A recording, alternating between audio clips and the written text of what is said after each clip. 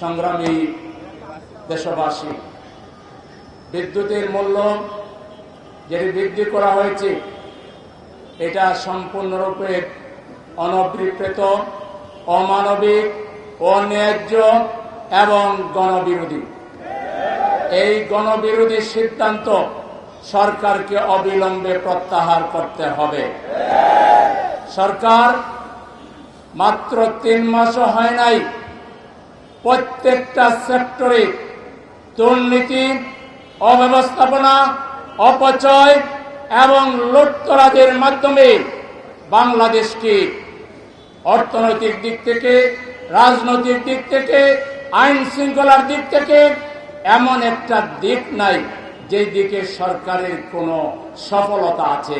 একটা দিকও তারা দেখাতে পারবে না। তারা সেই অতীতের লুটতরাজকে আরো শক্তিশালী করেছে। এদেশের জনগণের সবচাইতে প্রিয় তারা যে ইসলামী অর্থনীতির জন্য, এদেশের ইসলামী অর্থনীতিকে সমৃদ্ধ করার জন্য, সুদমুক্ত জীবন ব্যবস্থা চালু করার জন্য মানুষ যে ব্যাংক চালু করেছিল, আজকে লুটেরা হয়ে সেই ব্যাংক দখল করার পায়তারা করছে। জনগণ জালু পেটা দিয়ে বাংলাদেশ থেকে তোমাদেরকে বিদায় করবে। সময় থাকতে যদি শুভবুদ্ধির পরিচয় না দাও, জালুর পিঠা একটাও মাটিতে পড়বে না, প্রত্যেকটাই গায়ে লাগবে।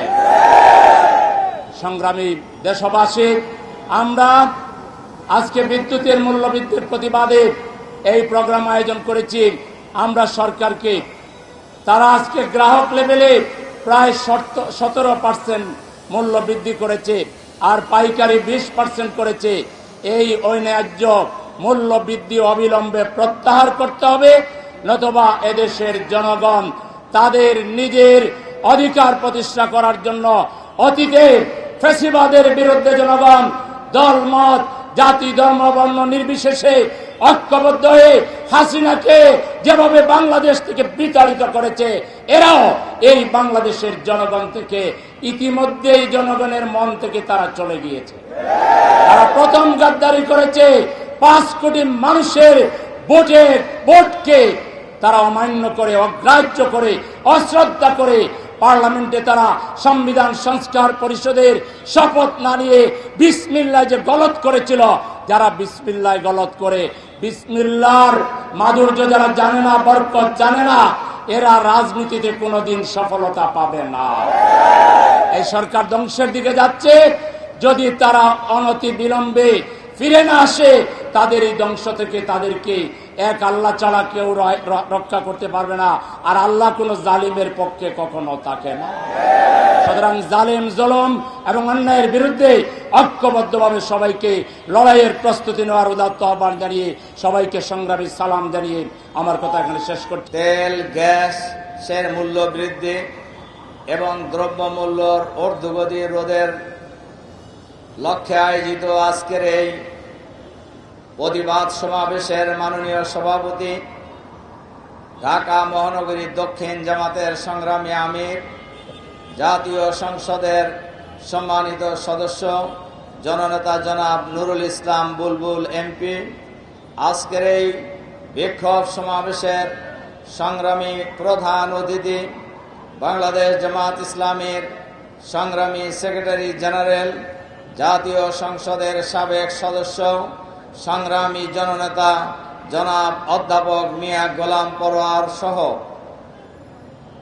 জামাত ইসলামীর কেন্দ্রীয় ও মহানগরীর নেতৃবৃন্দ, সাংবাদিক বন্ধুগণ, সংগ্রামী ভাই এবং বন্ধুগণ, আসসালামু আলাইকুম রহমতুল্লাহ। সংগ্রামী ভাই এবং বন্ধুগণ, আপনারা ইতিমধ্যেই জেনেছেন এবং আপনারা নিজেরা সবাই ভুক্তভোগী। আমাদের এই সরকার 1 মাসে 2 বার তেলের দাম বৃদ্ধি করেছে। এর আগে গ্যাসের দাম বৃদ্ধি করেছে। দ্রব্যমূল্য লাগামহীনভাবে বেড়েই চলেছে। দ্রব্যমূল্য জনগণের ক্রয় সীমার বাইরে চলে যাচ্ছে।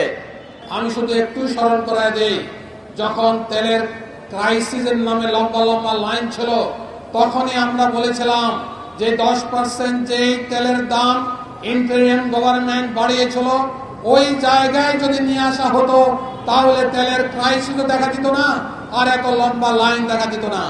সুপরিকল্পিত উপায়ে সিন্ডিকেটকে সুবিধা দেওয়ার জন্য ওই সময় লম্বা লাইন মানে মানুষের দুর্ভোগ বাড়ে। তারপরে যখন তেলের মূল্য বৃদ্ধি করা হলো, সে এক দফা করা হলো, আজকে আবার আরেক দফা করা হয়েছে। সম্মানিত ভাইরা, আপনারা জানেন এই সরকারের অবস্থা হলো যে সনদ সব দিক থেকে মনে হয় যেন চুপচাপ বসে আছে। মানুষের কোন সমস্যার সমাধান করার জন্য সরকারের কোনো পদক্ষেপ আছে বলে আমরা মনে করি না। আইন শৃঙ্খলার পরিস্থিতির এতই অবনতি হয়েছে যে টেন্ডারবাজ, চাঁদাবাজরা, দখলবাজরা নির্বিঘ্নে নিশ্চিন্তে তারা আজকে তাদের কার্যক্রম চালিয়ে দেওয়ার চেষ্টা করছে এবং চালিয়ে যাচ্ছে। আমরা আশা করব সরকারের শুভ বুদ্ধির উদয় হবে, সরকারের শুভ বুদ্ধির উদয় হবে, এদেশের গণমানুষের আকাঙ্ক্ষা যা তা তারা পূরণ করবে। অন্যথায় এই জাতীয় অতীতের বেসিস সরকারকে যেইভাবে দেশ ছাড়া করেছে তাদেরকেও দেশ ছাড়া করবে ইনশাআল্লাহ। আসুন আগামীর যেই কোনো সংগ্রামে বিক্ষোভ মিছিলে আমরা যোগদান করে উদাত্ত আহ্বান জানাচ্ছি। আসসালামু আলাইকুম ওয়া রাহমাতুল্লাহি ওয়া বারাকাতুহু।